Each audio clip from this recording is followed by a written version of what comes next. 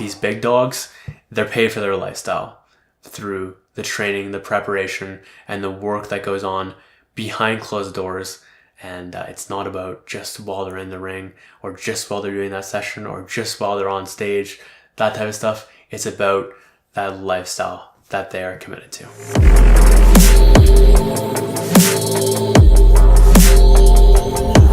What is good, ladies and gentlemen? Today is May 19th, 2019, and today's Reflections 45. Good Lord, we've made it a long way. 5 more till 50, that's absolutely insane. So, Reflections is a weekly episode where I get on camera and I share some highlights. It's almost like a check-in, if you will, as well, where I can capture my week in a given point in history and in the process share a shit ton of value, hopefully. It's valuable to me. Hopefully it's valuable to you. I share what I learned, what worked, what didn't, insights I'm gaining, what I'm thinking about, challenges I'm going through, how I'm growing, all types of random shit like this. And hopefully you can live a little bit through my eyes and through my week and learn from what I'm learning about. So, without further ado, let's get into today's episode. What's been on my mind? How fast my 20s are ending. It actually scares the living shit out of me right now, how fast time is moving and how slow I feel like I'm making progress. I'm just questioning a lot of things right now. And there needs to be a change of pace for myself.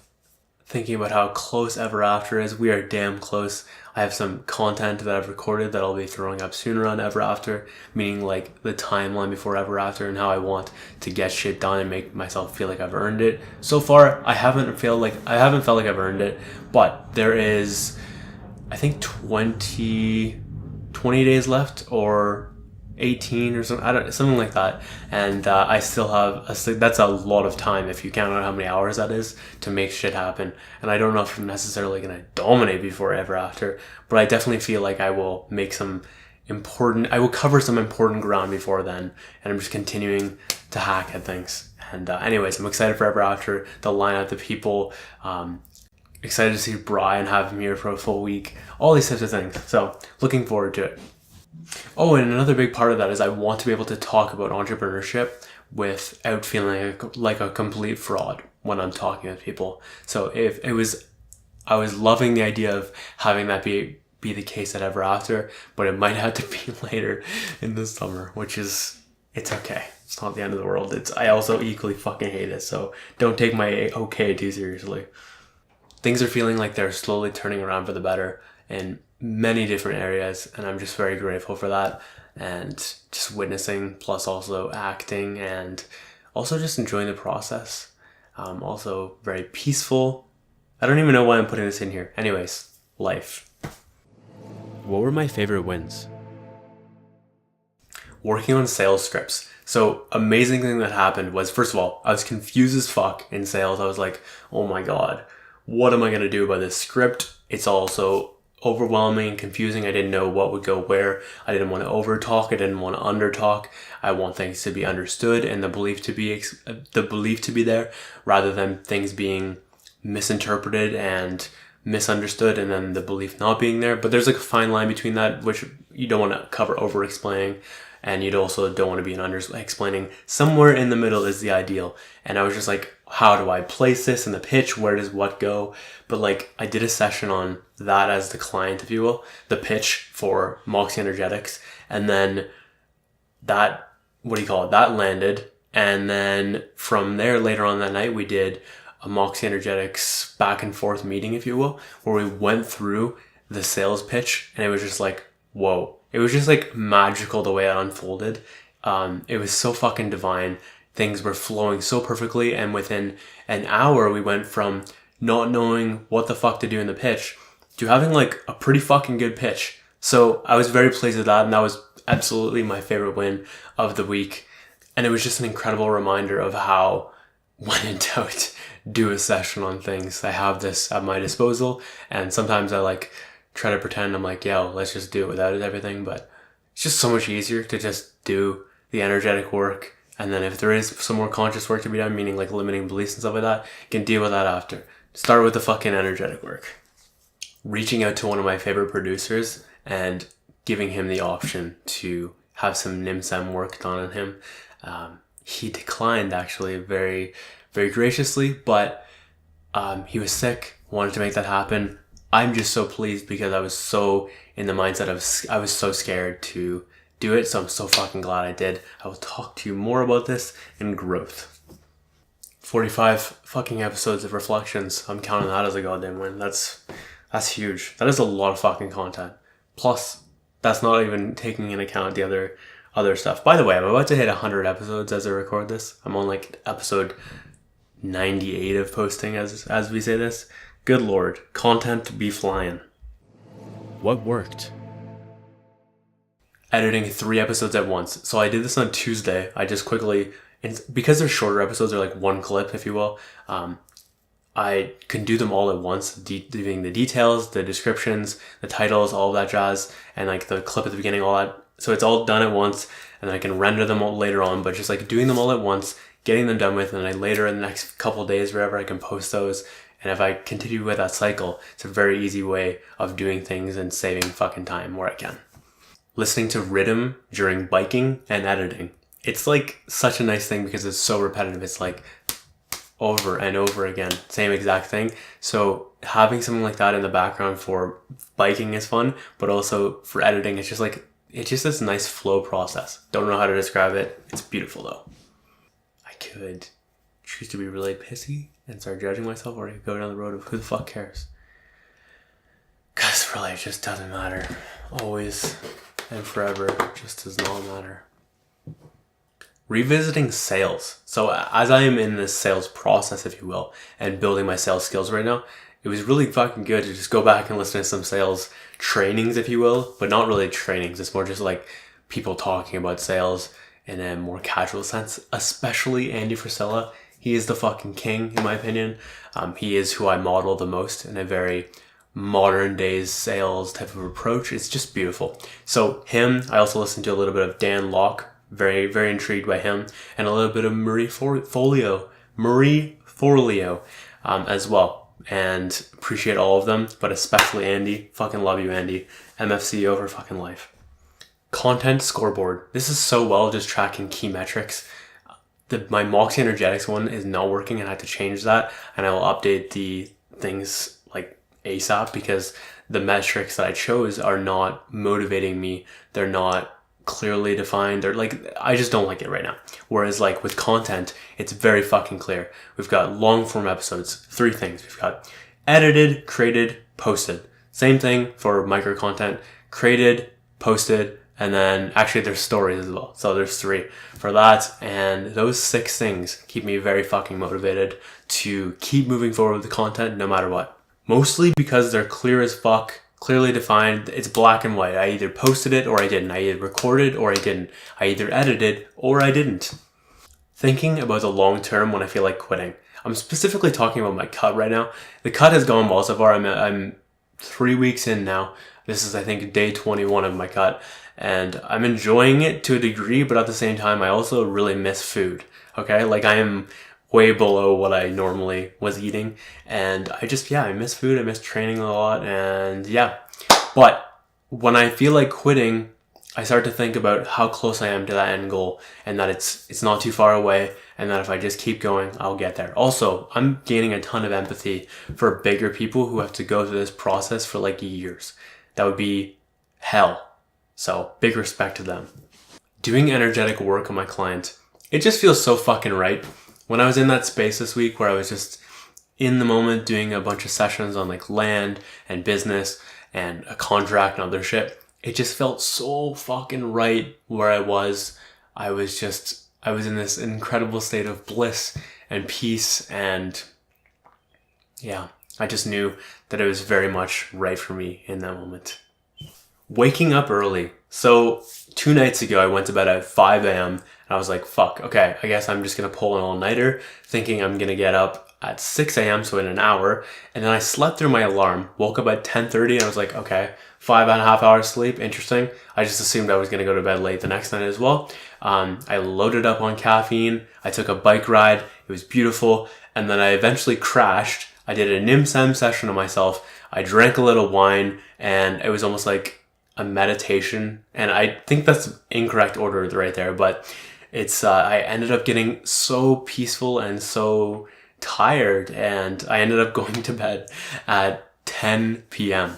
That's insane. So, and I woke up at 5:30 a.m. this morning, and I was like, holy shit, what is life? We've got sunrises and birds chirping, and it's so beautiful. And it was so dark that I had to turn on the light to fill out I think I had to turn on the light to fill out my journal, like that type of shit. So it was super fucking nice. Felt great.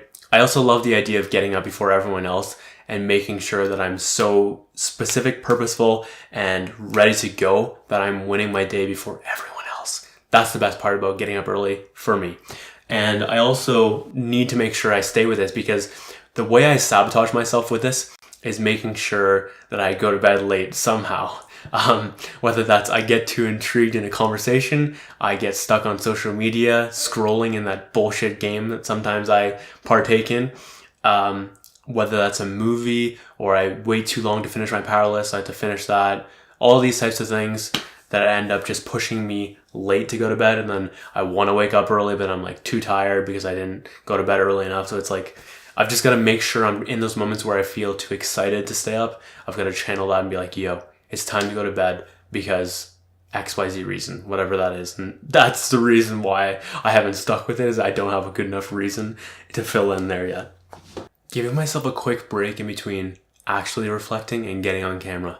This allows me to detach and see things from a much clearer perspective, because I'm not so attached to the things I put down. Like, I'm looking through better as we talk right now. I'm like, whoa, I wanted to talk about everything an hour ago. Now I only want to talk about certain things. And I can see like what the clear things will be that can probably help you.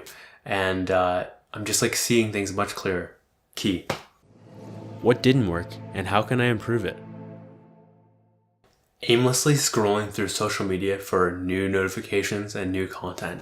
It's a fucking dangerous game. I caught myself doing this multiple times this week, and it's just like, what the fuck am I actually doing in my time right now? It's just throwing it directly in the trash. I get that there's relationships to be built, and all these types of things that you can, the positive aspects of it.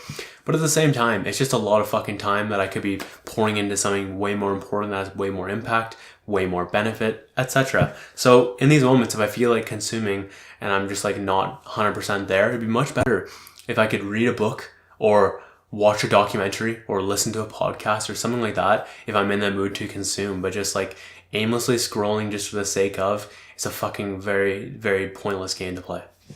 So I'm pretty active on stories on social media, specifically Instagram is what I'm talking about. But I haven't posted on my feed in like a week or two or something like that. Anyways, I would like to post my feed, and I think I've got to do a better job of scheduling that in, as well as thinking about what I'm taking away from a person if I don't post that.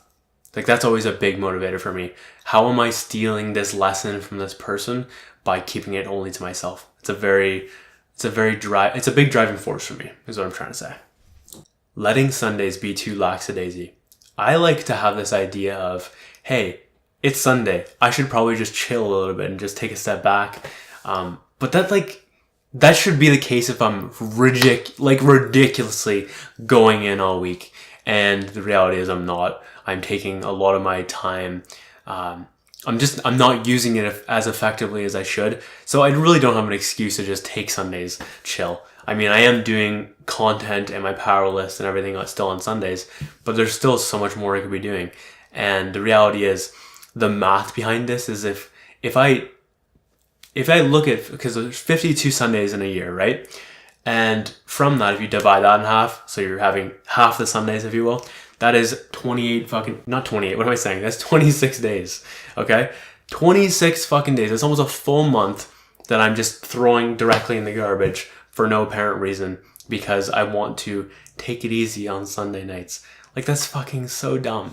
So, thinking about that really puts it in perspective of, yo, I actually need to just start using Sundays way more effectively, because that is a lot of fucking time that I could be using in a much more purposeful manner to move me forward, to make me happier, to lay better foundation for my dreams, goals, desires, etc. taking my 20s so lackadaisy. So on a day-to-day basis right now, I just don't feel like I am treating the day with the same value it deserves. My perspective of time is off. It feels like my 20s last forever. They obviously don't. I feel like I'm fucking invincible. I feel like things are never gonna end, and equally I'm like a little bit scared of how fast things are moving right now. So it's channeling me to, or it's almost like a forcing function to get clear on redefining time, redefining my days, making sure I have specific intentions that are met every day. So things like, yo, I need to learn a specific lesson today. I need to build this type of skill to get me to where I want to go with XYZ goal. I want to become a better human being. I want to give today. I want to, whatever that thing is, and whatever these things are, that make a winning day every day. And just getting excited about winning every single day, because even though I am technically winning my day, I don't feel like I'm winning to the degree I should on an everyday basis. And I'd like to do a better job of that. I'd also like to change my perspective on time by reading Tim Urban's Wait But Why blogs. And he has like 3 great ones on time. And some specific exercises he gives in there really help crystallize that time does not last forever, and that it is inherently valuable, but like my perception of time is just fucked right now. So yeah, the real danger in it all is just like this idea of like, oh, that's fine, I'll do that tomorrow. Dangerous. I have to do 2 things now and maximize the energy I have now to make tomorrow even easier and make sure I'm properly winning the day. My morning ritual and other tasks like working out, post-workout, all these types of things, even food actually, they just take way too fucking long. And I don't have this, I'm struggling to schedule right now because of it. I don't have clear, expected, realistic timeframes for certain tasks. And I really have to just sit down and make sure I'm scripting out each task, like, okay, this is going to take this long, blah, blah, blah, blah. And then total, we have like workouts take an hour and 15 minutes type of thing. I've got to do that for each block of time so that I'm able to properly schedule, in addition to making sure I have proper urgency, because right now I'm just fucking shitting the bed with scheduling, like specifically this last week. Postponing things I know I should be doing now. If I know in my core it is right now is the best time to do something, and I'm not talking about like a logical, I'm talking about like a gut feeling. If I know in my core that is the right move to move forward and I don't, it's just, I don't know what to say. It's just fucking stupid. Looking at my dream board in Wise so late into the day. I look at it like 7 p.m. right now. Ridiculous. Ideally, as soon as I'm hitting my first hourly check-in, I decide to look at them then. Maybe it's my second check-in type of thing. But just like very early on in my day, I like to get my dreams and my whys floating around in my brain. And also, I want to do a better job of making sure at each hourly or maybe every couple hours type of thing, I am looking at these again, and just like, I want to do a better job of creating a better environment, because my environment it feels like it's lacking in inspiration and motivation right now. So I've got to do a better job of making sure these things are top of mind and continuously repeating them in my day as much as possible, leaving them out, trying to keep them more top of mind, leaving books out to remind me of certain concepts, leaving people like Elon, like I have a book cover with him, right, with Elon biography, so keeping that out to remind me of him, these types of things. Also interviews or whatever, keeping those on in the background, whether I'm hearing them or not. It's important for environmental exposure, all types of sort of things like this. And also experiencing physical desires if I can, meaning if I want a house, go and drive and look at the fucking house. Ideally, you can touch and feel the house and experience the house, but like maybe don't get a restraining order by going and touching some random fucking person's house. Use your fucking brain with this one, but just like as best as you can, experience that in the physical with as many senses as possible. Procrastination on important tasks, even if they're not necessarily the top priority, they still are significant enough that they need to get done. And I do have the time to do it. I'm noticing, for one, I don't have a list of all these things, and I would like to have that somewhere where I can quickly look at that if I'm ever feeling like, yo, I've got an extra minute here, how can I quickly hack at something right now? And I don't always feel like that, by the way, but ideally I did. And because you can make up a shit ton of progress by doing that, just hacking here and there. And I've also got to address insecurities, okay? Like I noticed so many of these things, I am not moving forward because of insecurity. it is hilarious to look at. I'm just glad I can appreciate the insecurities though and not feel crippled by them. I will have to solve them. No fucking choice. And I'm going to cover quickly one of the tasks in that list, which is continuously procrastinating on sales. I am making progress now, but like, fuck, I need to actually start reaching out to people en masse right now, because here's the thing. I'm definitely scared as fuck, so that's one, but I'm slowly killing that fear with things like reaching out to one of my favorite producers, for example. With that grew me a ton of that aspect, made me a lot less scared. Improving the pitch, like I talked about earlier with the wins, all that type of stuff. This is making it a lot easier, but at the same time, I still haven't fucking done it, so I have to do it. And a worst case scenario motivation is absolutely starting to think about festivals, meaning things like Sonic and Lost Lands. I will not be able to go to these things if I don't succeed to a degree with Moxey Energetics. And there's a delay on how we're compensated, meaning like it can take 30 to 90 days from when we do the work from when it's under contract for the house to sell, because we're only paid when the deal goes properly through and money is dispersed to all parties. So yeah, I have to fucking start now, because those things are coming up in like 75 days, maybe 80 days type of thing.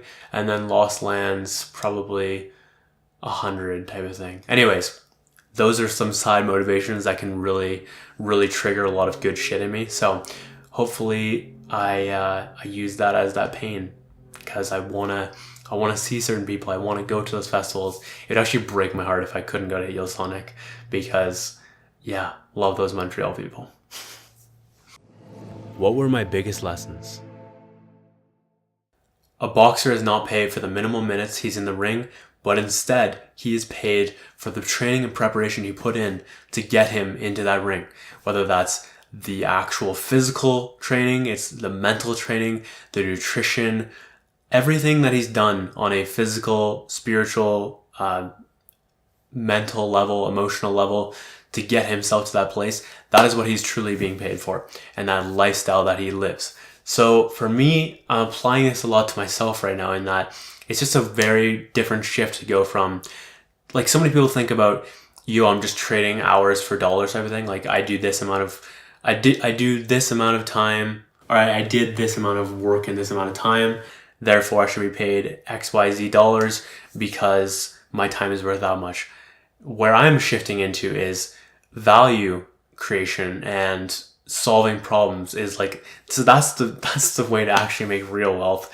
You're not going to get rich trading your hours for dollars. So getting this, like, I'm really shifting right now a lot to this idea that it's okay to do a lot of good in a short period of time, meaning the energy work moves so fast and so effectively that it's completely okay for me to charge really fucking high amounts, because I am solving a meaningful problem. I am solving a painful problem, and people will pay to get their problem solved.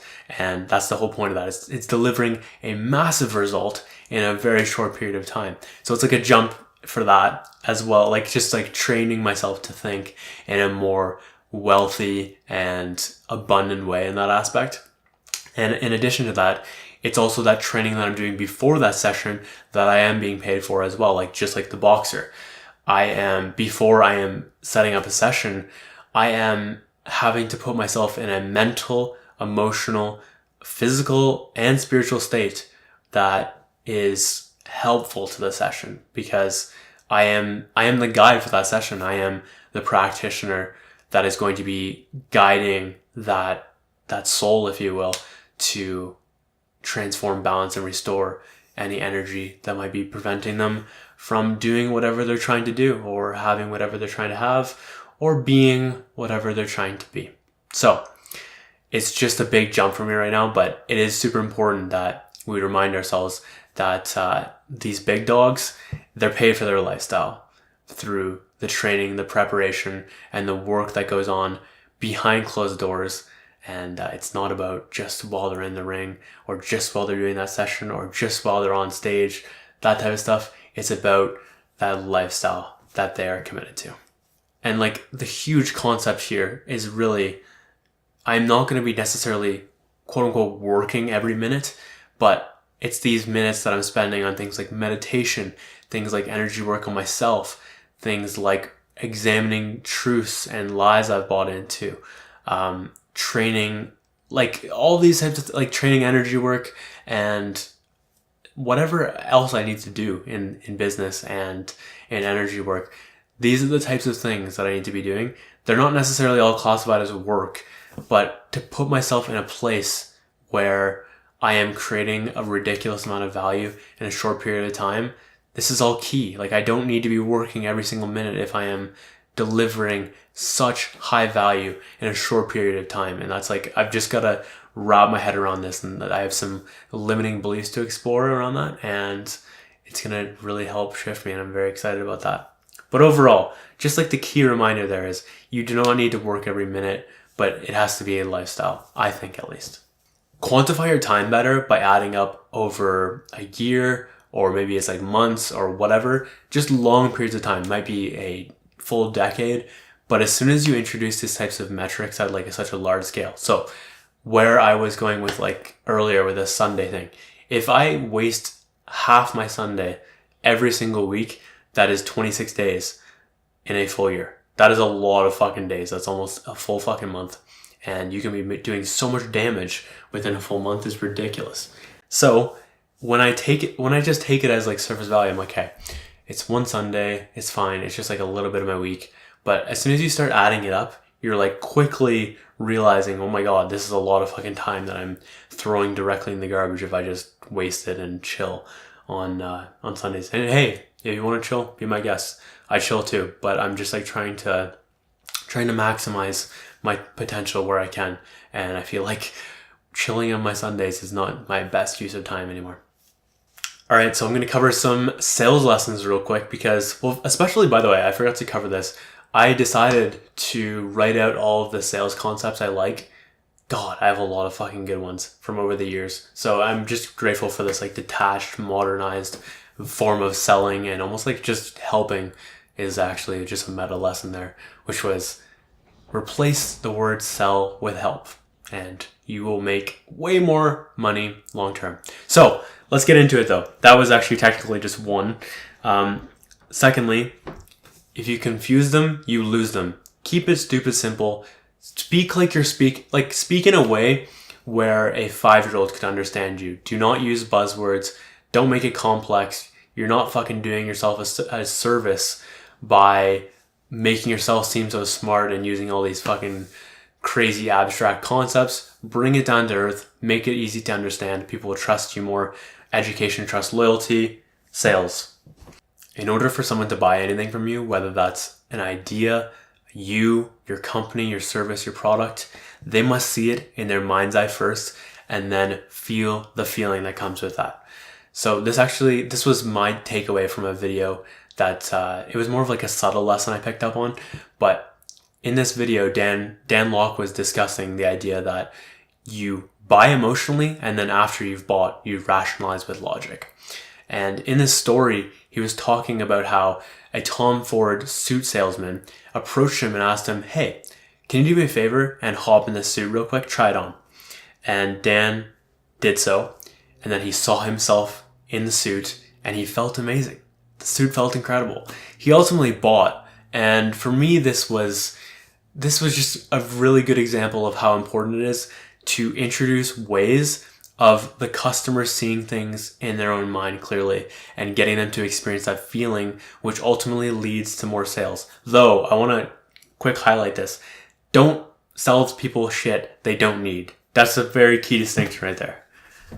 In a sale, you are on the same team, if you have the right intention, that is. So for me, when I come from a helping mindset, we are on the same team. I want to help you and you want your problem solved.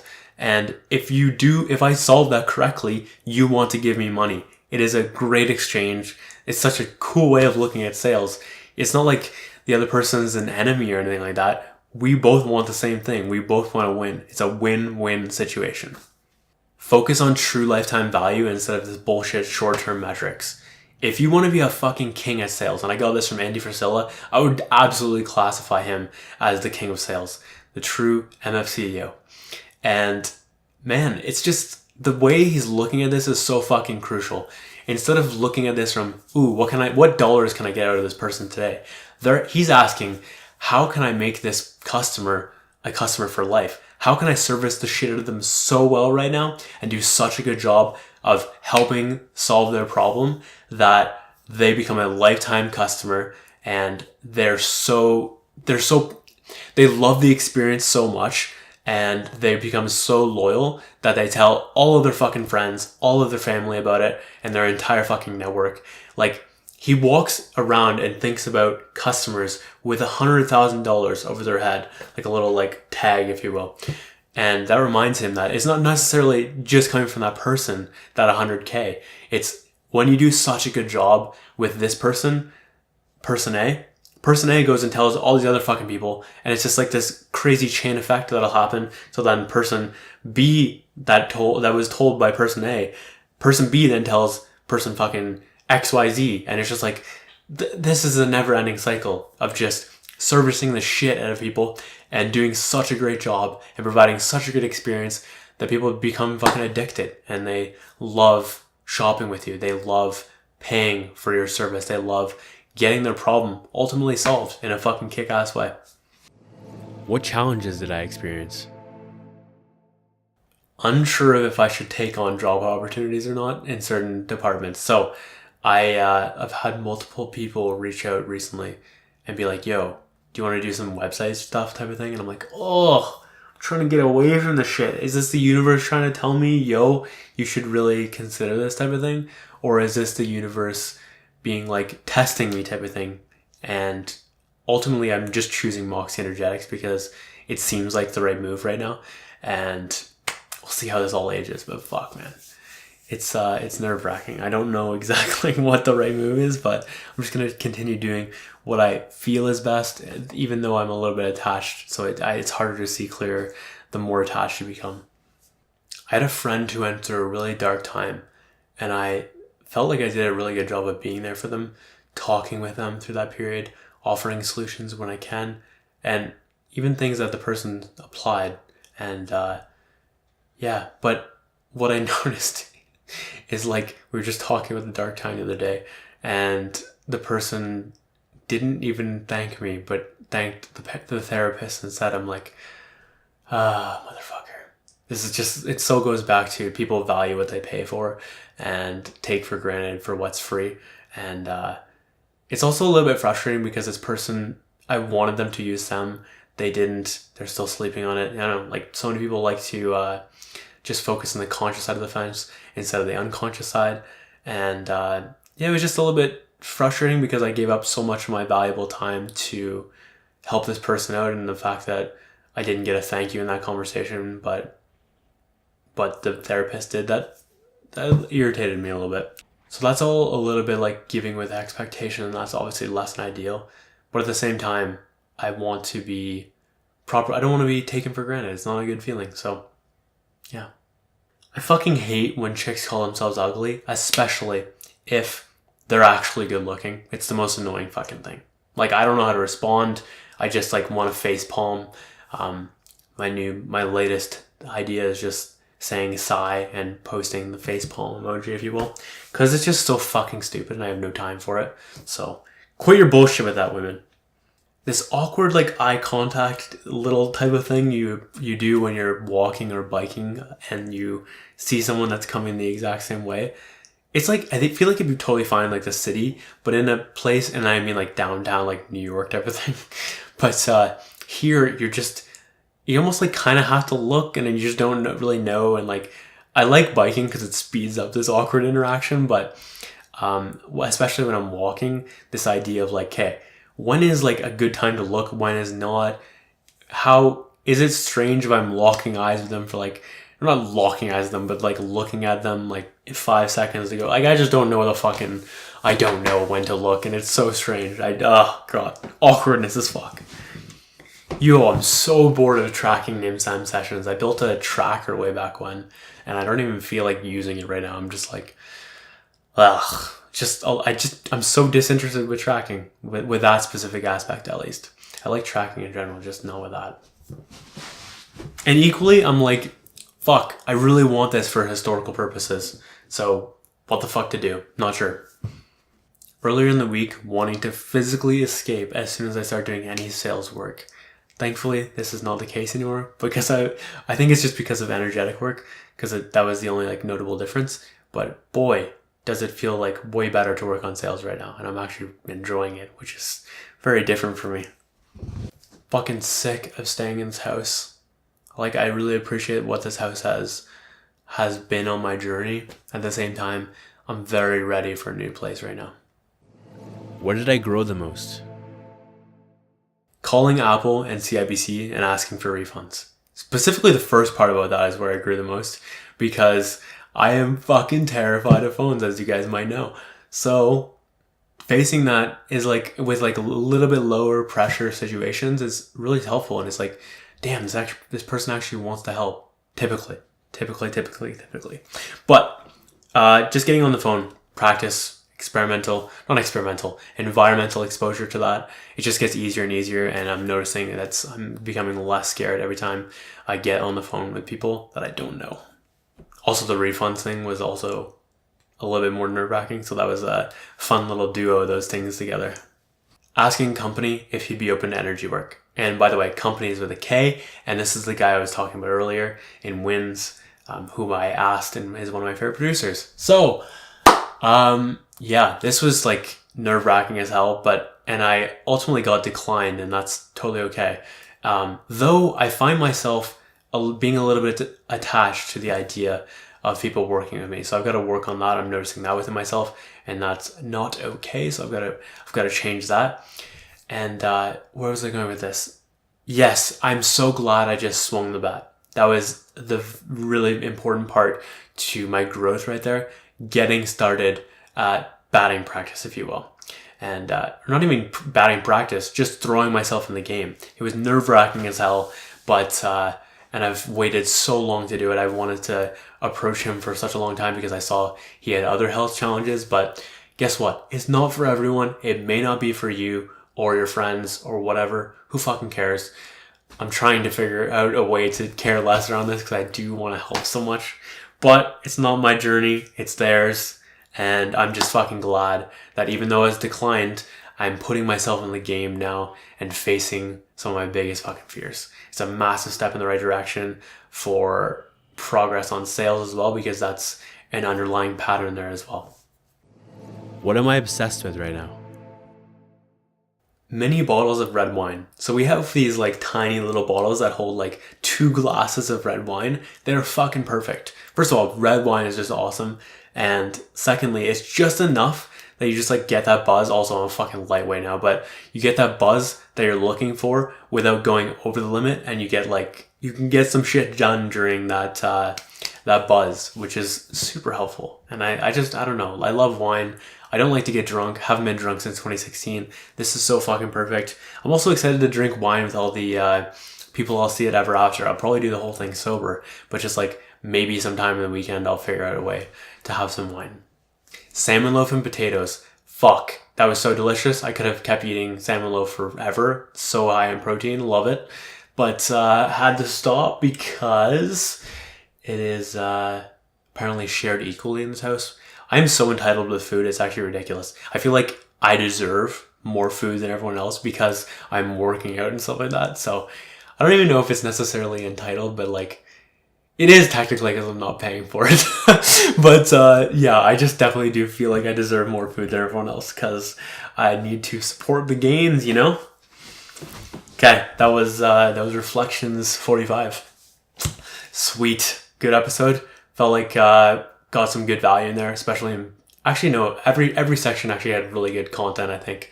Hope you enjoyed this episode. If you liked it enough, please let me know, and do me a favor, please share with a friend if you felt it earned it, as well as like follow along, subscribe, rate the podcast, like it, love it, comment. Whatever that thing is that you felt it earned and you feel inclined to do, please do that. I really appreciate the engagement. And yeah, Catch you next week for Reflections 46. Thank you so much for watching and listening. I really do appreciate it. It's fucking so cool if some of you watched to the end. But even if you watched a little bit, I just appreciate that because it's time out of your day. And thank you for hanging out with me. Anyways, my name is Josh Moxey, and I will catch you later.